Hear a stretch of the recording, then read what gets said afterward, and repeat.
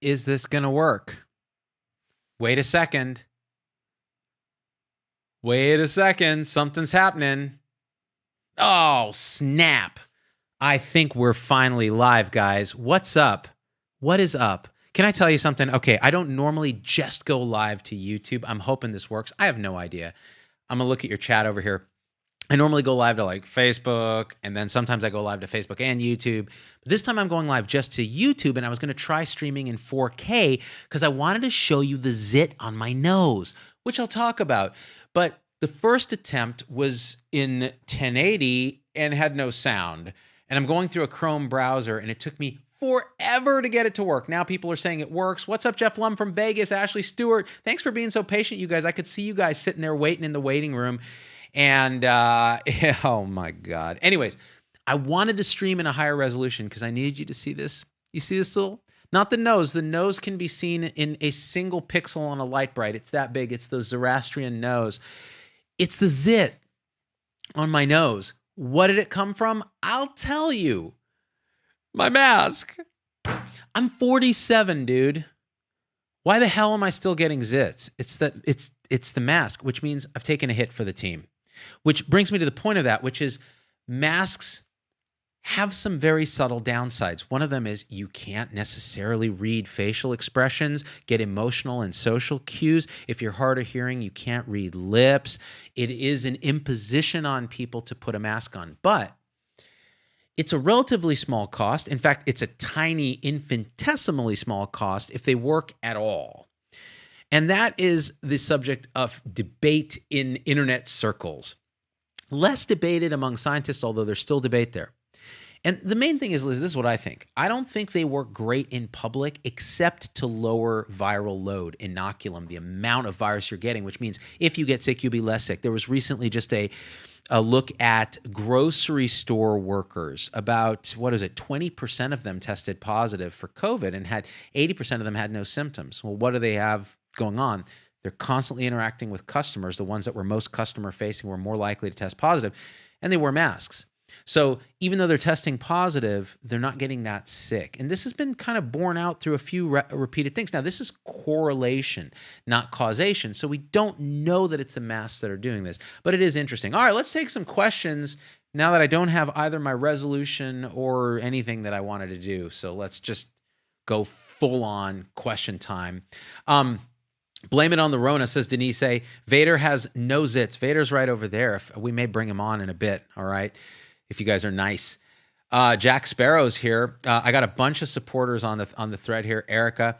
Hazard pay for all essential workers, Nick Middleton. Well, that would be nice. Now, this is something where if you're going to talk about things like shutdowns, like Britain is talking about doing again, because I think they're worried that the National Health Service, the NHS over there, is going to get overwhelmed. They're talking about another 4 weeks of lockdown, which I don't think is Boris Johnson's style. So it tells you that they must see some numbers that are convincing them that this is a good thing to do. I've been pretty firm that I don't think we need to lock down again if we actually can target our interventions more surgically. Now, what that means is places do need to close, like bars, indoor seating for restaurants, large gatherings, things like that, which means if you're going to spend government money, which we've been doing willy-nilly, but just been printing it like a printing press, why not spend it to support frontline essential workers and businesses that are told they have to close so other businesses can stay open? And then, people should social distance, physical distance, whatever the PC term is it, and probably wear masks. You only need about 80% of people maybe to wear masks to have it really have an effect if some of the theories and hypotheses that Gandhi and others have purported are correct, which I think they might be. Jenny Simon, well, if you can smell a really ripe fart or someone's cigarette smoke outside, you're inhaling particles, so it's possible to inhale their air. Virus sticks to smoke, we've heard, during Cali fires too. Okay, I don't know anything about smoke, but I'll tell you this. Typical viral transmission is felt to be that the virus rides along on respiratory droplets, which are a little larger and are filtered out by a lot of mask material, at least partially. They can come in through the sides. There can be some more tiny droplets, aerosol particles that hang in the air for longer, particularly if you're exposed for a long period of time in a closed space with poor ventilation and somebody who's a super emitter who talks really loud or just happens to produce more of these particles, and they're infected and asymptomatic and don't know it. And the thought is that the masks, at least, and we're talking about like cloth and surgical masks, we're not talking about N95. If you put an N95 mask on, you don't smell that smoke if it's fit correctly. That's the idea. It's really quite remarkable. Those masks are amazing, right? But they're uncomfortable. They have to seal perfectly. You have to have them fitted. There aren't enough of them. And so not everyone, and you don't want to go around wearing that crap all day if you don't need to, right? Now, Monica's theory is that, and again, this is a hypothesis and it could be wrong, you almost want some degree of low-level exposure because then people will generate some immunity without getting sick. The only problem with that is they might be able to spread it to others that are more vulnerable. But again, we just don't know. How do you see new medical facility and office designs changing in the near term? W. Furnace. I'll say in the near term, people are ad hocing stuff because they don't have money because all the elective procedures have kind of dropped off, although it's picking up again along with the economy. The general idea that you cram a bunch of people into a waiting room so that they can make each other sick has always seemed idiotic to me. It's done out of necessity and tradition, not out of any science. Like, and then we talk about HIPAA, and it's like, you know, the front desk person says, can the herpes guy come up, please? I mean, come on, dude. Like, so the idea of a waiting room is dumb. We ought to have workflows where people are texted as soon as they're ready, right? So they can hang out wherever they want and then come in within a certain, you know, and have it timed so that you know they're going to walk in at the right time. There's different ways to use technology to overcome this waiting room debacle, right? Thanks for the $5, Andrew Dunbar, and thanks for waiting during the previous attempt. I saw you in there. Masks prevent negative reactions to my constant sneering. Dude, I actually really like wearing a mask sometimes in the grocery store because half the time I'm just like, "Cuh." And you know, the other thing I do that masks kind of hide is I talk to myself. Like when I'm shopping for groceries, and I do the majority of the grocery shopping because I'm a real man, bitch. And it just so happens that our schedules are such that my wife's at Stanford like all day. And so I have a more flexible schedule. So I do the shopping. And I actually go to the grocery store almost every other day because I like to just get a little food and have it be fresh and eat real whole food instead of all the processed stuff and all that. So, and again, that's spoken from a place of privilege that I can afford that kind of food. Many people can't, and that's got to be remedied in the country. So here's the thing. I'm often mumbling to myself, oh, this mozzarella looks particularly fresh. You know what? We already have some of that milk. You know something about omega-3s. I'll talk to my damn self. With a mask, I can mumble to myself. No one can hear me, and they can't see my lips moving like a weirdo. So there's some advantages to this brave new world. Not gonna lie.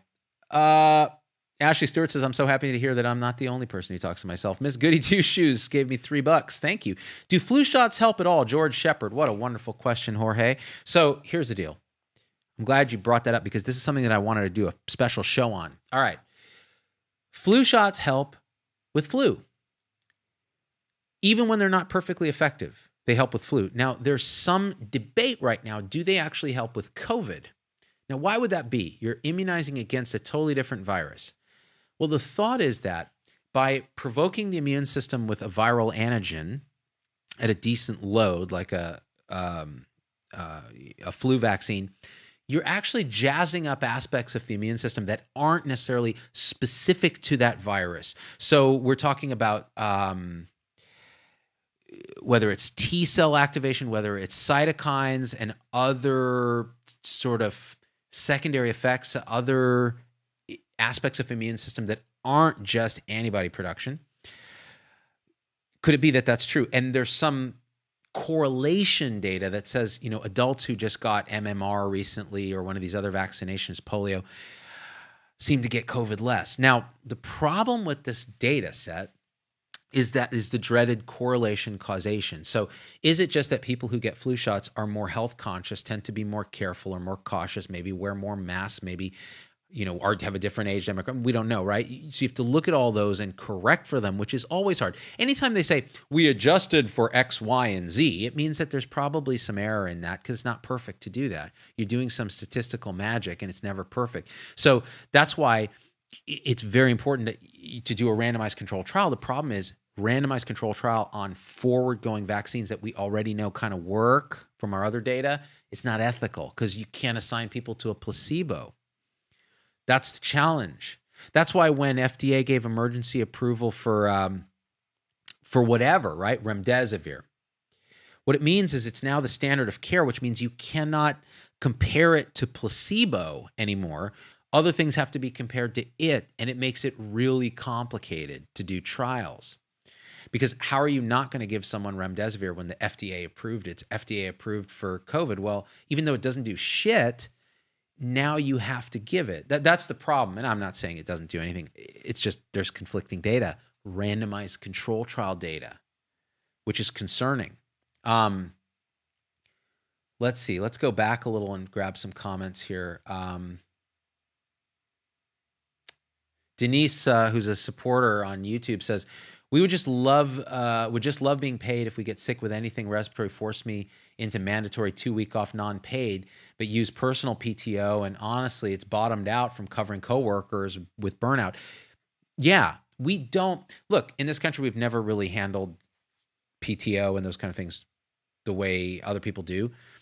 And it means that we work harder than a lot of countries and we take less vacation and we burn out more. And honestly, I think we're less happy.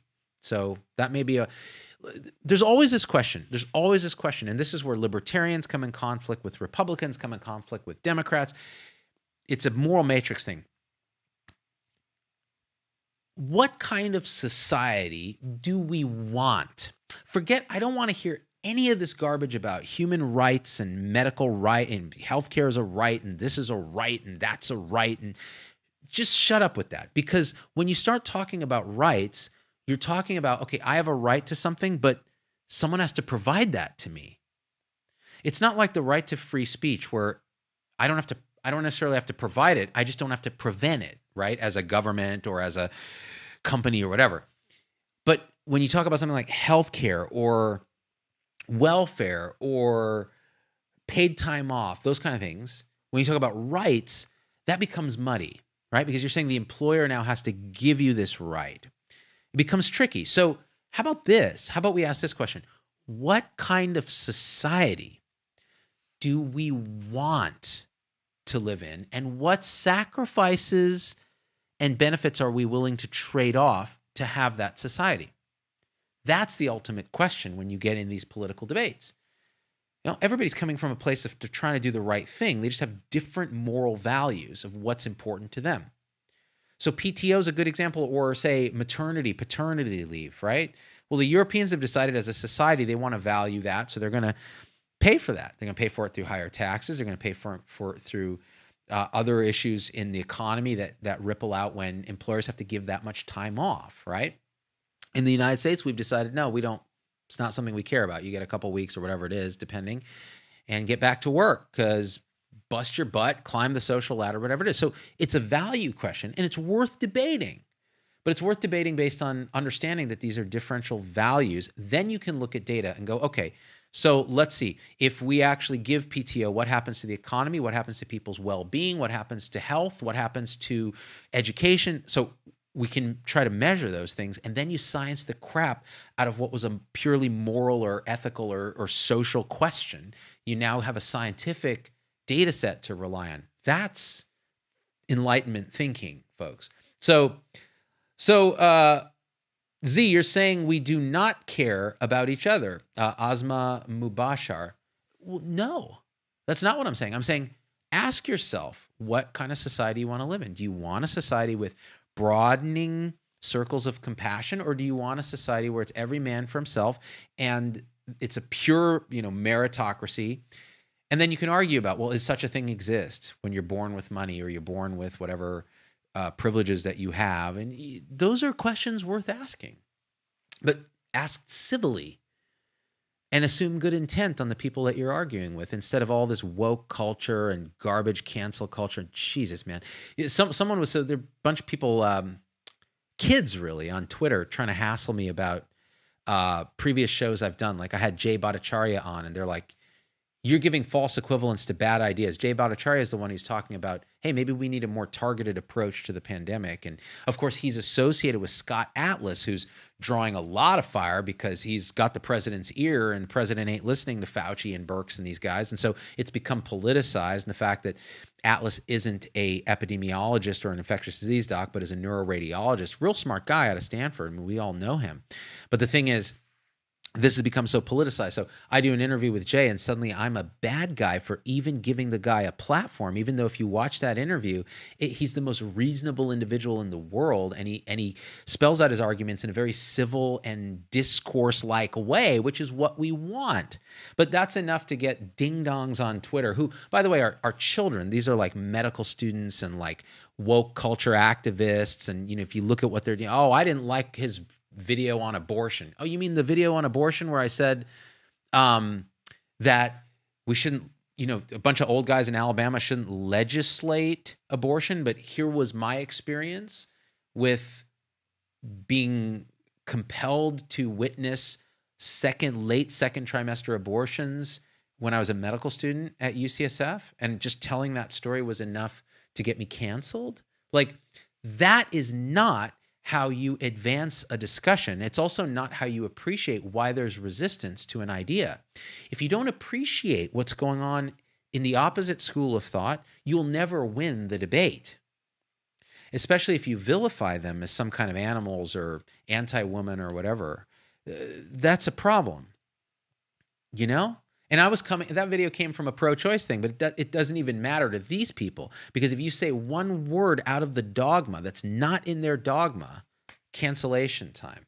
And the number of cognitive distortions that they show, they're just mind reading. Oh, you don't have any self-reflection. What the fuck does that mean? You can't read my mind. You don't know what self-reflection I have. And by the way, if you were really enlightened, you know the self is just a construct in the ego, and we're really open awareness. But that's another talk. All right, let's read some comments. We should spank kids more. They're getting too big for their britches, Marquise Wilson. Hey, no comment. Spanking doesn't really work from the data that we have, but you want to sometimes, don't you, with these freaking kids? Z-Dog, now would be a good time for you to get on the Joe Rogan Experience, Andrew Hutchins. Well, then I'd be in lovely company like... what's his name? InfoWars, Alex Jones. I love Joe. I think Joe is hilarious. I think he's a great interviewer. I love when he goes off the rails. It's just fun to see free speech in action, and I'm glad Spotify's not fully censoring him yet. And he and I are connected over the review I did of the documentary What the Health. Let's see. Guess I'll watch the replay when the kids aren't around for all the F-bombs. I only had a couple F-bombs, Jeff Walker. I won't do any more, I promise. Ahmed Alam, hey Z, what do you think of the AMA calling out scope creep on Facebook today? Oh God, I was trying to avoid this whole morass. All right, let's talk about this. God damn it. All right. AMA did a Facebook post where they said, something like fight scope creep. And then it had like PA, what was it? NP and the anesthesia guys, right? The CRNAs. And it said, patients deserve doctor-led teams, et cetera, et cetera, et cetera. All right. So this created a shit show of, I promised I wouldn't curse. Oh, well, too bad. It created a shit show of outrage among all the acronyms that were named and people that were just like, what is this about, right? Now here's the thing. I don't like the AMA. I think they're a garbage organization. I've never been a member. I won't ever be a member. I don't think they represent the majority of doctors. I think they pander directly to certain aspects of the physician. Like they want more young docs. So they pander saying, talking about gender equity and racial equity and all this when they don't know what they're talking about. Like they don't know anything about those things. They have marketers who do little field polls and are like, we can get more young people if we talk about gender equity. And it's like, well, all right, where were you then for the decades when your board is all men, you're promoting the same hierarchical BS, right? So the AMA is a garbage organization. They make their money from CPT codes, the same billing codes that are just devastating. First of all, how we get paid has been created so much poison. That's how they make their money. their membership has been declining for God knows how long. We don't know accurate numbers, right? Because they're not going to release those because they'll look like idiots. So my first question is, who gives a fuck what they say? Like, okay, that's step one. Step two is, I understand a part of where they're coming from, which is physicians feel like their leadership role on a team is compromised when PAs and nurse practitioners practice independently of physician oversight. They also have worked with bad egg PAs and NPs and CRNAs that have then given them an availability bias where they say, you know what? The last couple PAs I've worked with have tried to do this or that and made these mistakes that I've had to clean up. Or the CRNA got out of their depth on some case and I had to come and step in. And so independent practice would be crazy. And so they have that experience. And you can't discount that experience because those things do happen. You do have people, the so-called mid-levels, which is such a derogatory term, that don't know what they don't know. And they don't have the same level of training as doctors. And so there are things that doctors can do that they can't do. Period. If you're arguing with that, you're out of your mind. But there's so much that they do. And in many ways, they can do it better than physicians because it's their scope and they're really good at it. And they come from a slightly different training model, right? And so the PAs that I've worked with have been phenomenal. And so this idea of creating this division is an artificial construct that I think, and this is where I'm going to get canceled, and I don't care because I'm tired of it. I think that bottom feeder doctors, people who are really threatened by people, by NPs and PAs and CRNAs that are practicing at whatever the top of their training is, they're deeply threatened by this financially, which is a terrible position to put yourself in. They're the ones who sit here complaining about it constantly.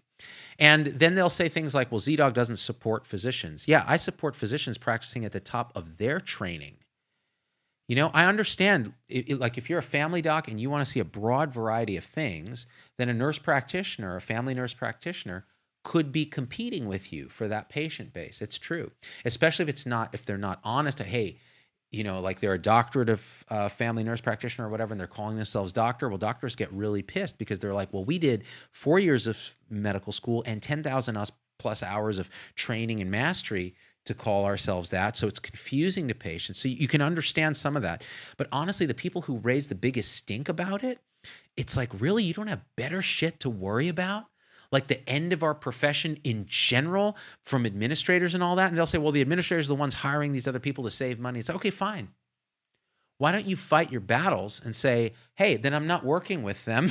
I'm going to disengage. I'm going to start a direct primary care practice, or I'm going to band together with other docs and we're going to form an IPA and we're going to do this. And then we're going to hire NPs and nurses and CRNAs to work as part of a supervised team.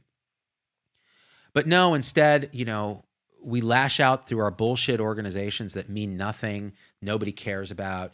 It just creates butthurt everywhere. Everyone's upset. They're asking me to take a stand on either side of it. And I'm like, I just don't care. I don't care. As a hospitalist, I was never felt threatened by nurse practitioners or any of these people. They were part of my team. I would get occasional calls from the nurse practitioner in the ER. And what I found was, in general, if it was an issue that wasn't specifically complicated, because then it bumped up to the doc. But if it wasn't, and this is an academic center, they could handle it pretty good. And sometimes where there were oversights, I was there to help and to teach a little bit. And also sometimes they would teach me because they came from a nursing angle, which was different. That's a team, bitches. That's how it ought to be. So this whole thing just upsets me. And, the idea that, and it's so polar. There are whole Reddit groups like r/residents or something. I forget. It wasn't residents. It was, I don't know what it was. But, they've just taken to like fomenting hatred over this stuff. And, and I get it. I get both sides of this, honestly. Let's read some comments. My med school professor have straight up begged me to hold on to my nurse mindset because they know I'll make a better doctor. I really try to walk that balance. Charms 566. Some of the best doctors I know were nurses before they were doctors. Joe Lex, famous ER doc, beautiful human being, one of the best speakers I've ever seen, one of the best teachers I've ever seen, started out as a nurse in the military. I mean, and this is the thing, the doctors will say, well, yeah, but then he went to med school and did all that. Yeah, that's great. But why don't we embrace our colleagues, nurse practitioners, PAs, CRNAs, whatever it is, and say, okay, we're all in this together. We're all, when we, at Turntable Health, we were all the team, the nurses, the doctors, the health coaches. It wasn't a hierarchy, right? It was a ability hierarchy. So if I'm really good at this, then I do that. If you're really good at that, then you do that. But it's not a dominance hierarchy, which seems to be something we all want, right? Because in a way, like if a nurse practitioner wants to practice completely independently, they're trying to throw off a dominance hierarchy and make a living doing that. Now, I actually, this is very complicated, but I think that there really ought to be practice within teams. That's the bottom line. I think the sole nurse practitioner, even in a rural area and all that, it's very tough. It's very tough. It's very tough to be a sole doctor in those areas because having people around you that know stuff that you don't know is very, very helpful. And your patients would want that from you. Let's see. Les Proctor. I'm an anesthesiologist and work with AA and CRNAs. And the deal is they keep out of trouble and I get them out of trouble. They keep me out of trouble and I get them out of trouble. Les, you are an advanced human being. Now, when I talk about these bottom feeder doctors, I'm talking about people who are so threatened by this. And this is where I get a little reactive because I'm like, I always felt like I had imposter syndrome. I always felt like I didn't belong in medicine because I was never smart enough or good enough or whatever. And that's a common feeling. But never would it have occurred to me to punch down in a hierarchy at someone who's trying their best to take care of patients, I don't know. It seems really like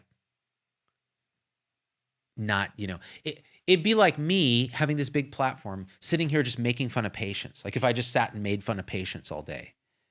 Like that in comedy, we call that punching down. Now, I'm not saying that nurse practitioners, CRNAs are down. I'm saying in the perceived hierarchy of education, they're underneath physicians in terms of the amount of training they get. So why would you sit there and punch? Well, because you're threatened. Why are you threatened? Because you're probably not stepping up yourself, honestly. There's something that you feel is out of control or you're projecting some insecurity. That's what I think. Now, you can come at me. Hey, these guys talk about cancel culture. When you piss off doctors, oh shit, they are the worst people in the world when you piss them off. They will come at you. They really will. And the truth is, back in the day, I used to care what my own tribe thought. Like it was very hurtful when doctors would come at me. Now they can all go fuck themselves. If I think they're wrong, I'm just going to say it. I'm here to be authentically who I am. If you don't like it, don't listen to the show. Where did the internet hurt you? Show me on the doll. Show me on the Fauci doll where the internet hurt you. Was it here? Was it here? It's the internet. Turn it the hell off. Ross Carroll, advice for a struggling med student in a time when it's virtually impossible to have a good work-life balance. Everything feels too intense with no real outlet, and it's starting to make me resentful. Okay, this is very common. And even the words you use, work-life balance, are difficult for me because really it's life. There really shouldn't be a distinction between work and life. I'm not saying you work all the time. I'm saying it's life, which means you better make it work in a way that's integrated. It's work-life integration. So you shouldn't feel like the dread of going to work. You shouldn't feel like Monday is the worst day of your life. When I was a full-time hospitalist in about the first 5 years, we had house staff. It was this supportive thing. We were a partnership. It was Health 3.0 as hell, man. Palo Alto Medical Foundation. Shout out to when we were partners instead of a corporate losers under Sutter. Meaning Sutter the losers, not the poor doctors who got, crushed under this corporate yoke, which was part of the reason I left. You see the writing on the wall. When we were partners, right, we supported each other. We took care of our patients. We integrated work and life in a way that seemed to work. And I remember commenting in the early days and going, I don't hate Mondays. I don't dread going into work. I like my job. I get to do this crazy stuff. I'm the luckiest guy in the world. That's a calling. When you feel that way, and it means it's structured well, you're not suffering moral injury every day, having to make choices that are antithetical to what you believe. And that worked out. But then you saw it. And so, again, when you see it ripped away little by little, that's when either you acquiesce and you go, I'll make it work until I retire. A lot of my friends are doing that. A lot of my colleagues are doing that. Or you say, I'm going to totally change. I'm going to go do this aspect of medicine or something else. But the thing is, if you just roll over, then comes the moral injury, the emotional detachment, the feelings of inadequacy, all the things that go with the end stage of moral injury, which is burnout. So I saw it happen. Oh, man, Epic becoming more and more onerous. Epic has gotten harder to use, not easier to use. What technology does that? Explain it to me. When we started with Epic started in like 99 or something. We were on it in 2000 at our clinic. Stanford went live a few years after that. And I was on call when it went live. It got progressively more shitty, more complicated, more administrators saying, I need to measure this, I need to measure that, I need to measure this. And that is death by 1,000 paper cuts. And that is burnout, moral injury. So to answer your question about med school, this is the thing. Don't lose sight of the fact that you can also be an agent of change and never settle for a job that sucks. You can do it for a while to see, okay, this I don't like. And then pick your ass up and walk away. And they'll tell you, oh, you'll never get another job. You'll never get anything like this. Or you can't walk away. Oh, what's that going to look like on your resume? And you tell them, it's going to look like this. Bye. There's a shortage of doctors. There's a shortage of nurses. Why do we pretend like we have no power? It's crazy to me. It's really insane. We've drunk the Kool-Aid that they've fed us. It took me forever to wake up to that. And, when I was running my clinic, we were pretty autonomous. We could do what we want. We were early. We had struggles on the business side because you're trying to do something that has no infrastructure to support it out in the community. It's hard. But hey, at least we did it. Now the question is, what are you going to do? Even if it's within your group, making little tweaks, changing things. I don't know, man. I think we need a revolution where we overthrow the current generation of EMRs and go back to something very, very simple. That's electronic but simple. Let's see where we're at. Sarah Chalk says it. Epic is more and more of an epic fail every day. Okay, someone sent me some cash. Patrick Murray, $5. Z-Dog, maybe RTC on the NPs practicing independently. RTC. Maybe RTC on the NPs practicing. What is RTC? I don't know what that means. Help me understand that. Return to clinic? I don't know what it means. I feel dumb now, but I'll answer your question if I can understand what RTC means. Epic upgrade sucked, said Dana Yamuchi. I had to retrain my eyes when they moved all the click boxes, and yet they do it all the time. They don't understand humans at all. And by the way, I did a piece, you guys may have seen it, where I ripped apart the CBS Epic fluff piece where they were, CBS did this like puff piece on Epic. And, Judy Faulkner, their CEO, was wandering around, talking about how wonderful they are and how they're recruiting millennials away from Facebook and all this. And I ripped it apart. And a bunch of health IT people wrote in and said, I used to work for Epic, or I'm there in Madison and this and that and the other thing. And they said, everything you said is absolutely true. It is the worst. So there you have it. Believe it or not, I'm just an editorial. I don't want to get sued by Epic, but that would be fun. Jenny Simon, modern medicine is increasing life expectancy, hasn't done us any favors keeping people alive after 8 heart transplants like Dick Cheney, Soros, Kissinger. We need to force retire the senile people. This is interesting, Jenny. That's an interesting,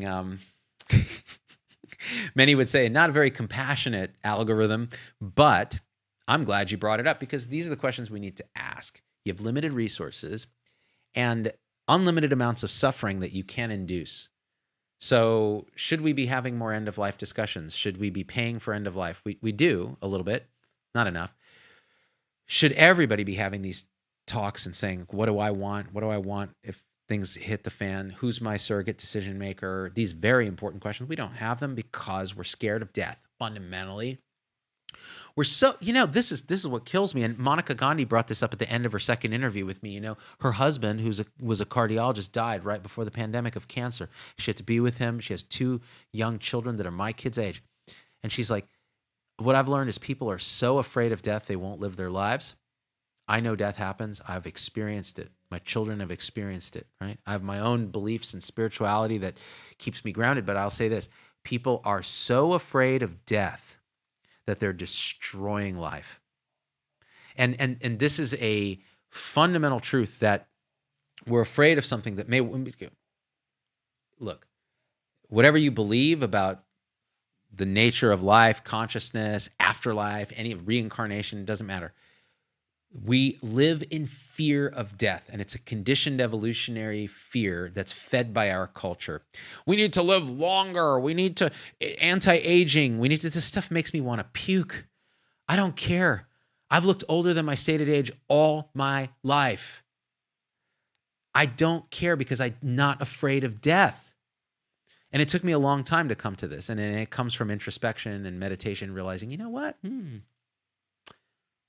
I'm not afraid of death, which means you are not afraid of life.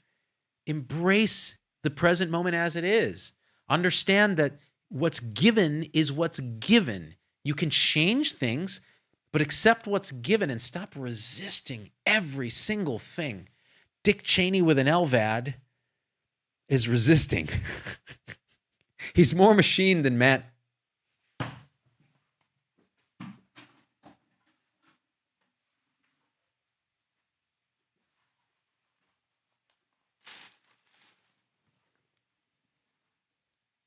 He's more machine than man now, twisted and evil.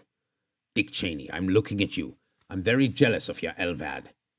My own particular model has very many problems with it. Every time it tweaks whenever I get near a microwave. And I like those Hot Pockets. They're so deliciously melty. The other day I had a Hot Pocket, and I was like, time cook, 3 minutes, start. And the Hot Pocket started bibbling and bubbling in that little foil coffin that they put it in. It's like a little torpedo they put it in, and it started heating up. And I'm like, why am I so light? And if Luke hadn't come by, and defibrillated me with his lightsaber, I would have been toast. I would have been a Force ghost, which would have been awesome. Which brings me again to end of life.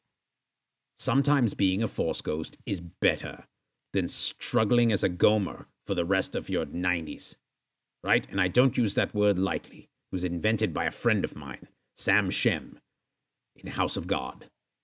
Z-Dog did an interview with him. Anyways, I have to go. Bitches, I'm out.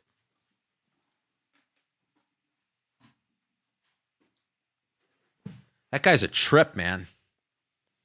Let's see where we're at here.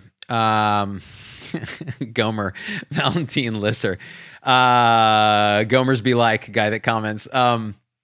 As a medical student, is there anything I or any of my peers would need to learn or understand over the course of our career in order to reduce the amount of corporate control of medicine? Okay, you know what you can learn? The business of medicine.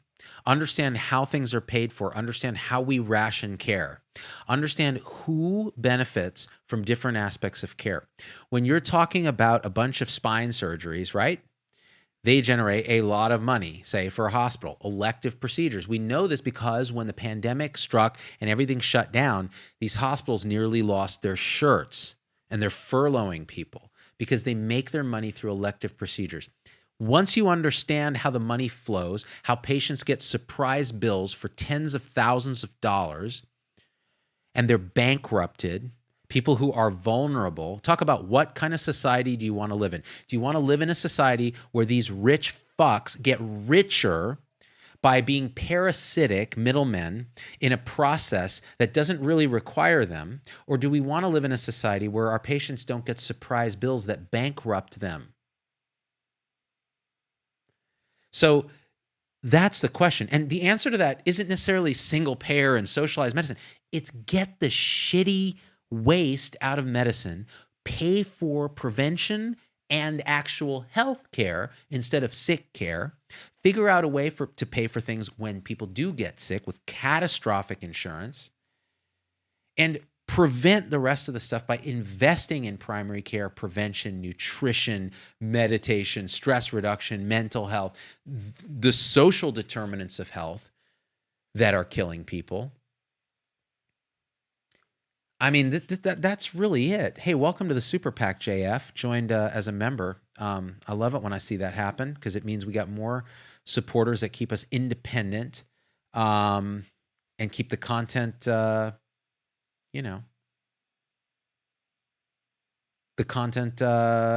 commercial free. All right, check it out, though. Someone had brought up, Andrew Dunbar brought up, if the AMA is so concerned about physician extenders, why don't they fix the medical education problem?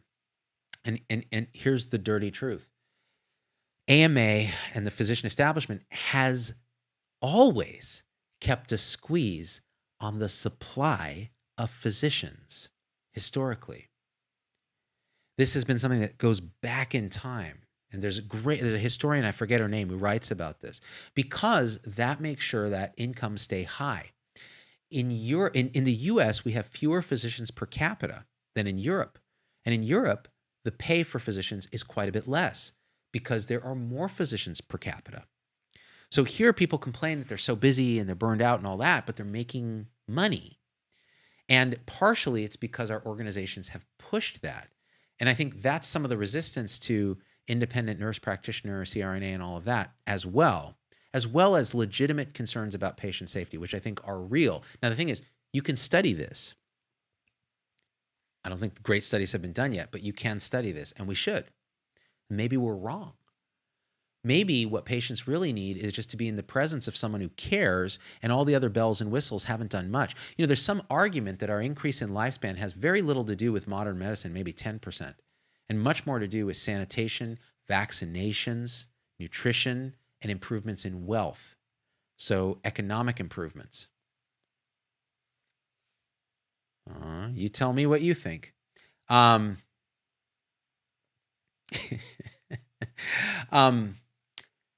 Ahmed Sadi says, how would you deal with burnout, specifically those days where everything around you and your world is crushing in on you, like especially when you suffer from depression and overthinking? Ahmed, are you asking for a friend? This is common. I was so depressed in the third year of medical school, I didn't think I was going to survive, like physically survive. Like I thought this is going to end badly, right? That's how bad it was. Overthinking is part of, we screen for overthinkers to get into medical school, and then we wonder why they're anxious and depressed. We're type A neurotic overthinkers with OCD, right? That may be part of the reason why nurse practitioners are sometimes received very well by patients, because they're less insane, many of them. Not all of them. So how do you deal with it? Well, there's two things. The system has to improve, which means we have to work collectively to feel like we have the tools, the resources, and the autonomy to do our jobs the way we know it's right for patients. But the second thing is we have to look inward. We have to introspect. We have to go, how am I framing reality with all these cognitive distortions? And what I would do is just read a book on cognitive behavioral therapy. Feeling Good is a great one to read. And you'll start to recognize these thought distortions. You can't have depression without distorted thinking. You just can't. So once you recognize the distortions, you can actually work to counteract them. Meditation helps a lot. Having some spiritual practice, doesn't matter what it is, even if you're an atheist and meditator, guilty, you can actually really, really, really find some degree of resilience and anti-fragility, where stress is actually something you accept and it makes you stronger instead of causing you to fall apart. But there will be days when it is very hard. And sometimes what you're calling burnout is just a lot of stress that you will eventually overcome, but it feels terrible in the moment, right? So take heart. If I'd given up then and kind of given in to the despair, my life would be very different. And I don't think it would be good. So it means you need support. It means you need a support structure. You need friends. I found solace in my friends, my closest friends. My family was distant because they were far away. So find some friends and commiserate. It helps. Communalize your pain. Share it with people. Go, you're not suffering alone. We're all suffering together. Different degrees, different spins on it, but the suffering is non-local. It's communal. Man, it's already 5:30 Pacific. I probably got to go in a minute. Music, it's the best way to get over shit. Dude, tell me about it. Did a lot of that. To speak to that, find your passion, what's something you're really into, if it isn't medicine, and do it too, right? That helps a lot. Addie Carlton, I'm a general surgeon. Welcome. It's really good to see a colleague here. And I'm married to a brain surgeon. Geez, gunners? Gunner much, Addie? And medical school was insane and left me with really bad depression. Just you being able to come here and say that, and I don't know if this is your real name or not, it doesn't matter. It takes a kind of courage, even though we're so removed from it now. It's courage because we're conditioned to fear failure, to avoid weakness. You're a surgeon, your husband's a brain surgeon. Dude, suck it up. Be a wall. Don't show any weakness. Strong work, right? That's our language. So to come and say, you know what, it was hard, man. I was really depressed. That's a hard thing to do. Even now, all these years removed from it, it's hard for me to do. But you just you telling me that gives me this sense of connection. Like I feel an arc of connection between us because we share that pain. Like that was a horrible experience. But we weren't alone. If you were to poll, and I tell the story, fourth year medical school at UCSF, there was this party. Everybody was smoking weed. And I realized, wow, dude, everybody in this class smokes weed. Why is that? Well, they're all stressed as hell. And it's San Francisco. And you kind of look and you go, people are opening up. They've all matched. The competition is kind of, the edge has been taken off. And they're just spilling their guts about how hard it was. What was their most painful experience? How bad was this rotation? How much did they want to quit? How depressed were they? They're on medication. They saw a psychiatrist. They saw a therapist. They saw this. And this was in the 90s when the stigma was real, even worse than it is now. So we have to come together, guys. Love each other. My God. Then you get through it. You go, God, we're all connected. We're all coming from a same open place. Thank you, Ahmed. That's kind of you. Saad Kawari says, I'm an undergrad junior, LOL, majoring in biomedical sciences, and I'm struggling to follow a schedule. Pre-med is hard. Anyone who says it isn't is lying to you. Pre-med is hard, man. I got this crown. I tell this story. Gold crown from cracking a tooth, taking 21 units, third year at Berkeley, graduating in 3 years, taking MCAT, trying to get into this lab RA thing so that I could pad my resume. I ended up falling in love with it. Pad my resume to get into school, wanting to get into UCSF, which is the hardest damn school to get into. It's like number 4 in the country at the time. Stress, all internalized. Comes out at night when I grind my teeth and have nightmares. Go to the dentist. He's like, are you a pre-med? Yeah. I see this all the time. You cracked your molar grinding your tooth at night. Take a chill pill and it's going to cost $1,400 to get a crown or something. And I was like, God damn it. I didn't get the crown. I was like, nope, not going to do it because I was non-compliant. It got better because I paid attention. I was like, ooh, I better be mindful of how fucking stressed I am, right? So turn to your friends, turn to your family, turn to your support. If you don't have anybody, here's something to say. We're social creatures, it's true, but one of the biggest gifts is being able to just be alone with yourself for hours and not lose your mind. Solitary confinement is a punishment for a reason, but adept meditators who practice this can be alone in tranquility and silence and feel bliss and peace and serenity and actually find that the universe, as vast as it is outside, galaxies and quasars, and trillions of light years, is as vast when you look inwards. It's as vast. It's like an infinite loop all through. And so I'm getting weird, but I'm telling you, this is true. So that resource is within you always, always, always. Valentine Lassar. LOL, that happened when we finished residency minus the marijuana. In our final weeks of residency, all had a bonfire and everyone started to reveal how much therapy we needed to deal with the stress, right? At least you guys had therapy, man. We didn't have shit. I don't know, man. It was hard. It was hard. It continues to be hard at times. Even in life, life is hard. But the thing is, our tools can increase, to adapt and lean on people and lean on ourselves. Man, Amrit Sahota, second year electrical engineering student here. The grind is real, dude. EE is rough, man. It is rough. But you're doing such wonderful work in the world. I mean, think about that. That's a real calling. And you look past the math and the freaking capacitors and transistors and all the Ohm's law stuff, which is, by the way, that's like dumbed down for you. And you're doing beautiful things. Look at this. It's EE that built this. And it's electrical engineering and Steve Jobs doing a shit ton of acid. Psychedelics. Try them. I did a video on this. Yeah, for sure. And thank you so much for doing the show. And thanks for your insight. Thank you, Valentine. My program director was a little bitch. He held stress against us, MAH. Look, it's tough. It's tough being a program director. And I'll tell you, because I know a lot of program directors, and this is the thing, like they see the stress, they see all that. They went through it. They got through it. What they perceive in a lot of young people is an entitlement. Like, I'm entitled to claim burnout. I'm entitled to claim stress, but I haven't put in the work.